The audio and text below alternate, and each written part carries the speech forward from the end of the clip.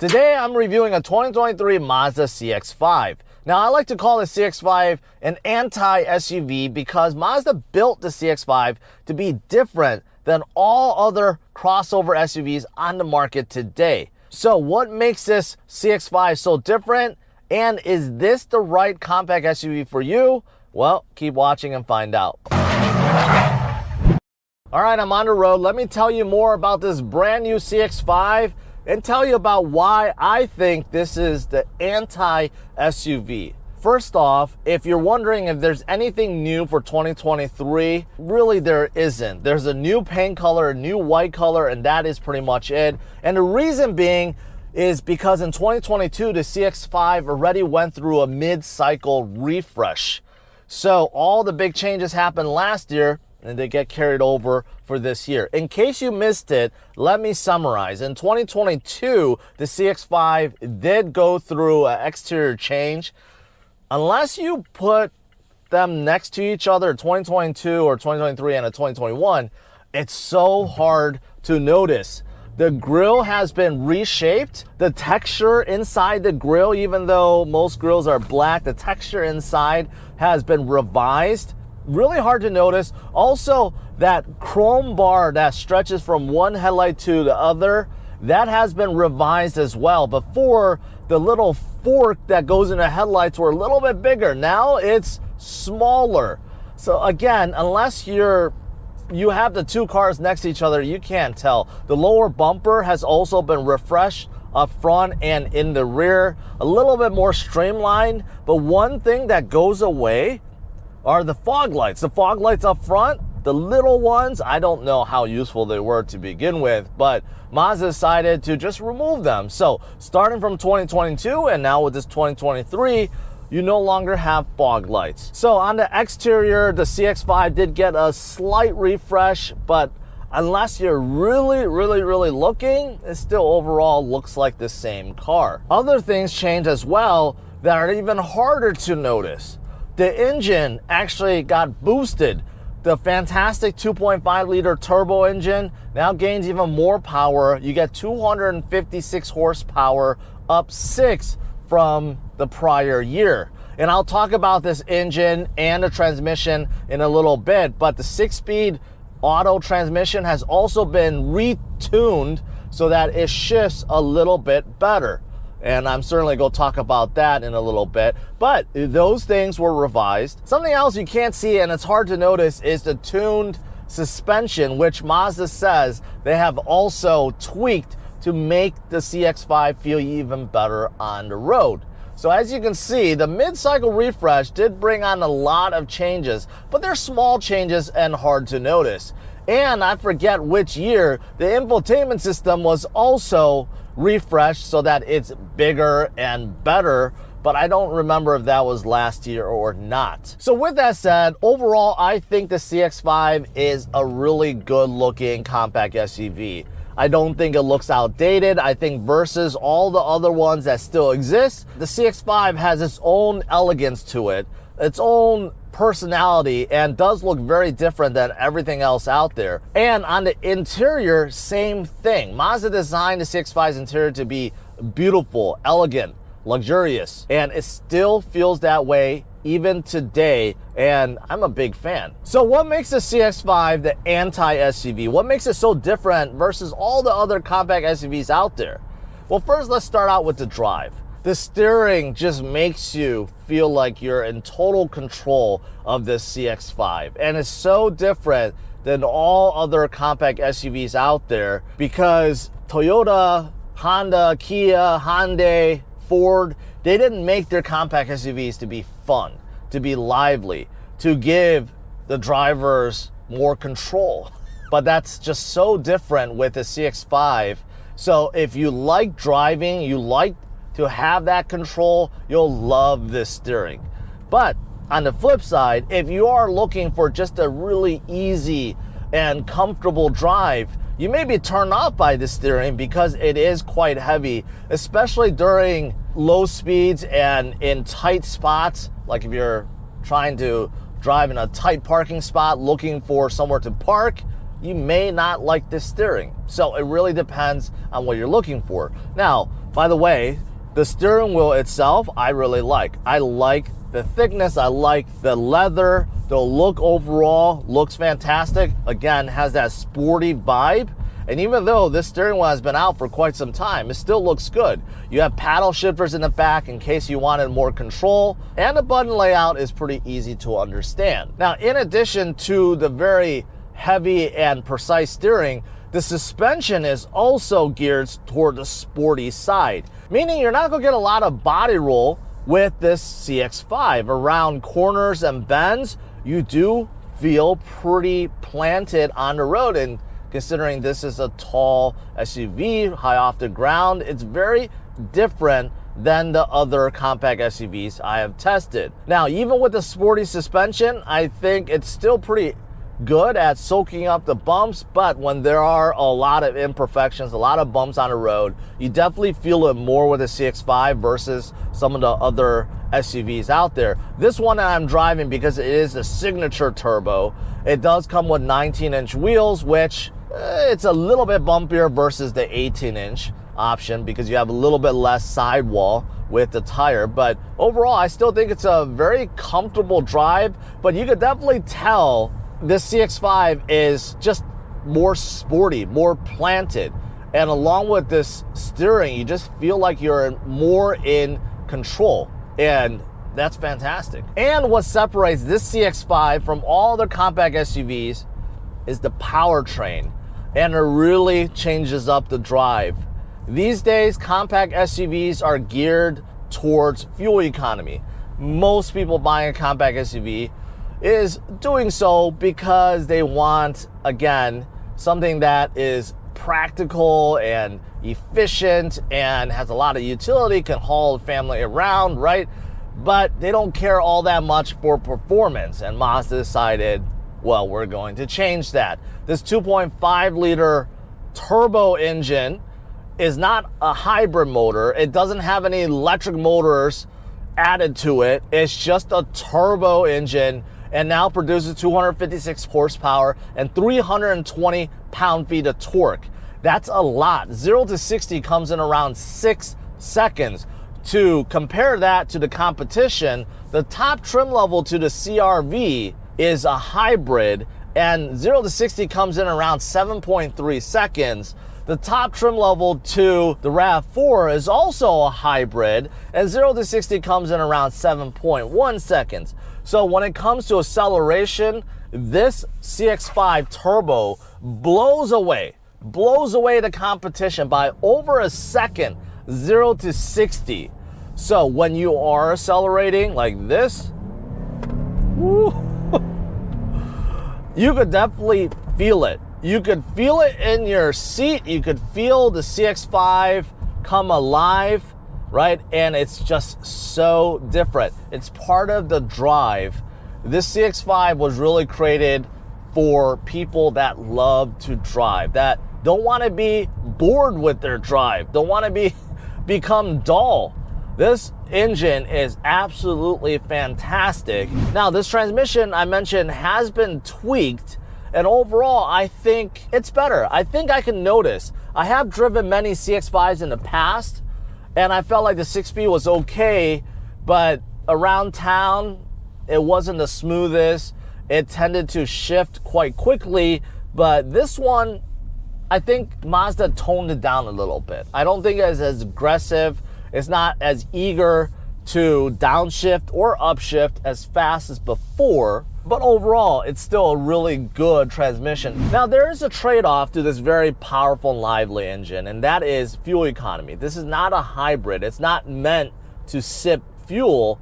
So overall, MPG is much lower than some of the others I just mentioned. Combined, you're getting about 24 miles per gallon with this CX-5 all-wheel drive. But if you compare that to, say, the RAV4 hybrid, which gets you around 40 mpg, and the hybrid CR-V, which gives you around 37 mpg, you can see there's a big difference in fuel economy with this CX-5 versus the competition. So you have to decide what you treasure more. fuel economy or a lively drive. Now, as for the interior of the CX-5, I did mention, I still think it's among the top for a compact SUV. I think it's still very elegant and luxurious inside. I like the use of aluminum, and there's plenty of aluminum inside around the vents and on the door panels, on the center console, there's a lot, and you made it to a lot of piano black trim pieces. So everything together, you have a very nice and elegant, luxurious cabin that I really like. And for the most part, everywhere that you can feel is covered with some kind of soft material or leather. So there's not a whole lot of plastic pieces inside either. That's good, that's good. The seats inside, of course, are leather inside his signature, and they look okay. They're not the fanciest. And in terms of overall support, I think it's good. A tad aggressive, meaning the back bolsters, you know, tend to kind of hold you in. The bottom cushion is a tad harsher, and the bolsters also cut into my thighs a little bit more. So these seats are a tad more aggressive, but overall, I think they still do a good job at holding you in. The leather is a little bit slippery though. I will say that I've been sliding around on the leather a little bit, but overall, I think the seats are good. Up front, in the rear, also okay. I feel like they're comfortable.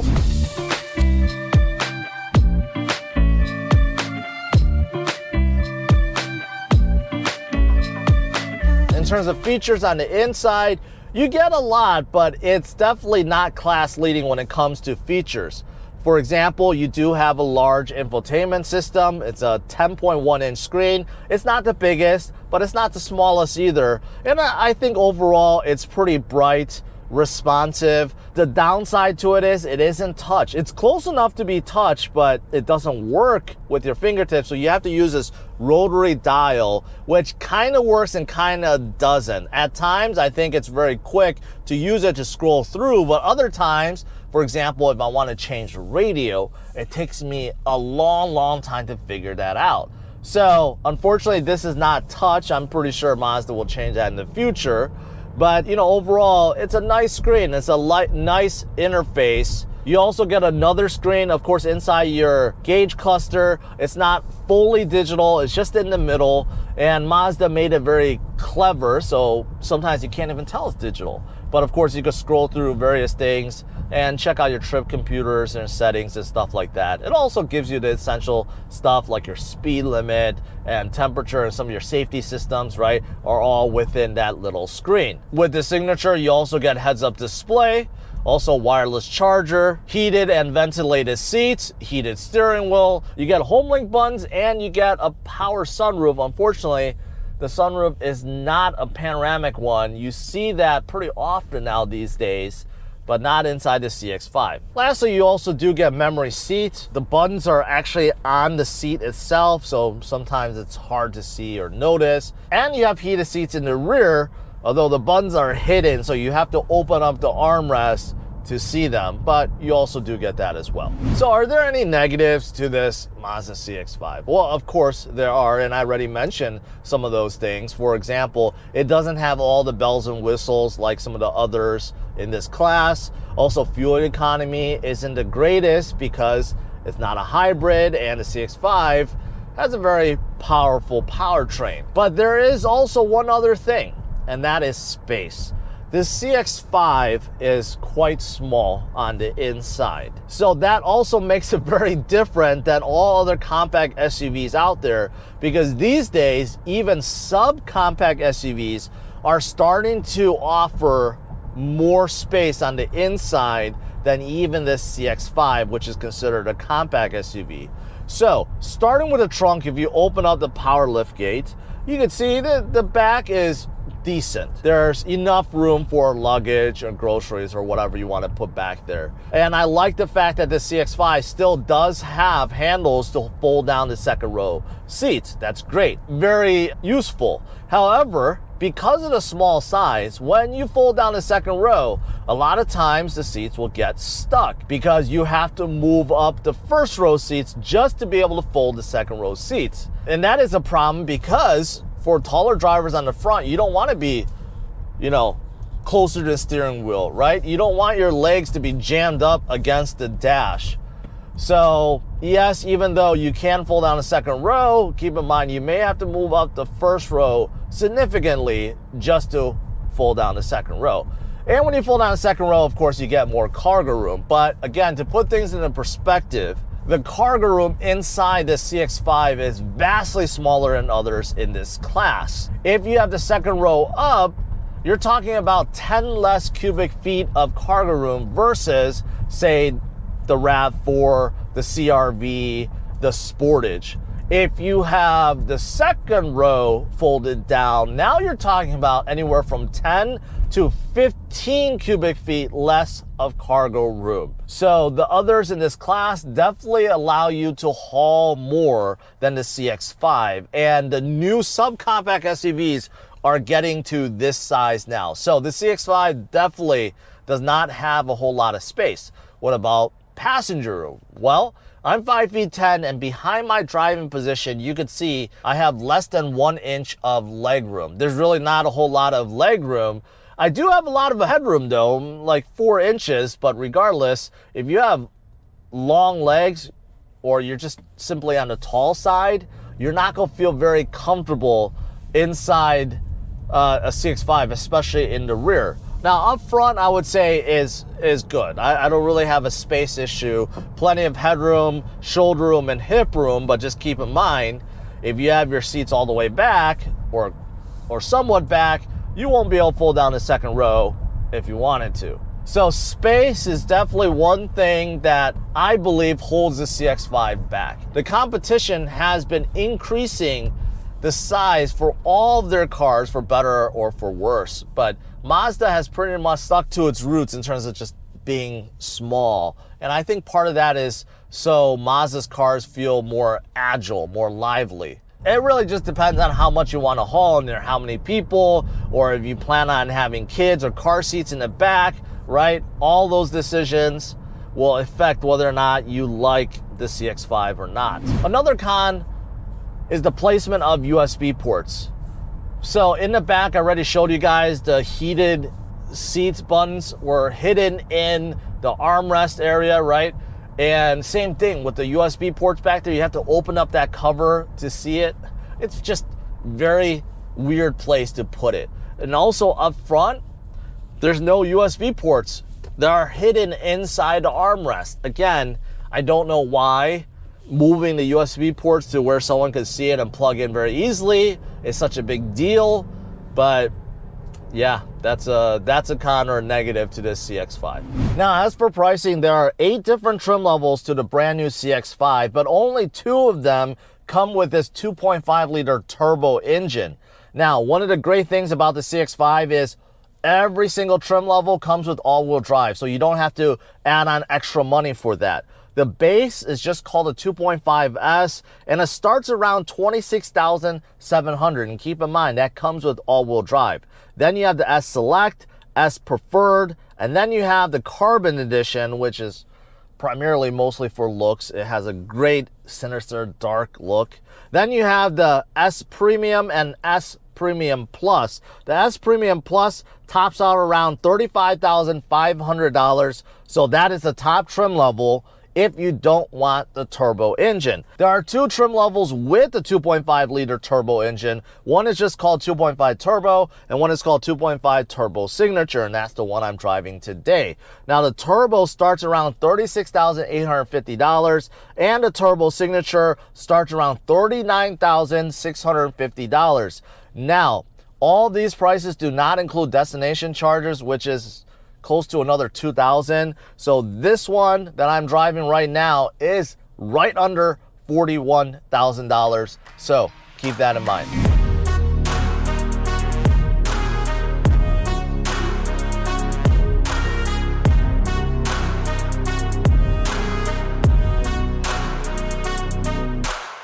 So to conclude, am I a fan of this Mazda CX-5? Well, yes and no. And if you're watching this, it really depends on your situation. If you're simply trying to upgrade, say, from a sedan because you want a little bit more room, a little bit more practicality and space, but you don't want to be driving something that's very dull. You still want to drive something that's fun and lively.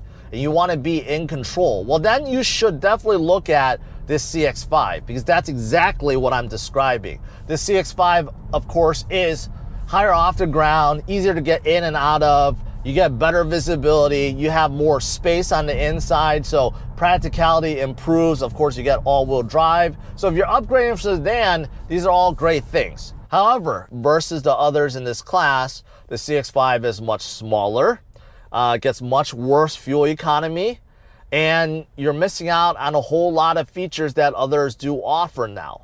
So again, it really depends on your situation. Regardless, the CX-5 is the most popular SUV under the Mazda umbrella right now. So there are still a lot of people buying the CX-5. So what do you think about this Mazda CX-5? Is it on your shopping list?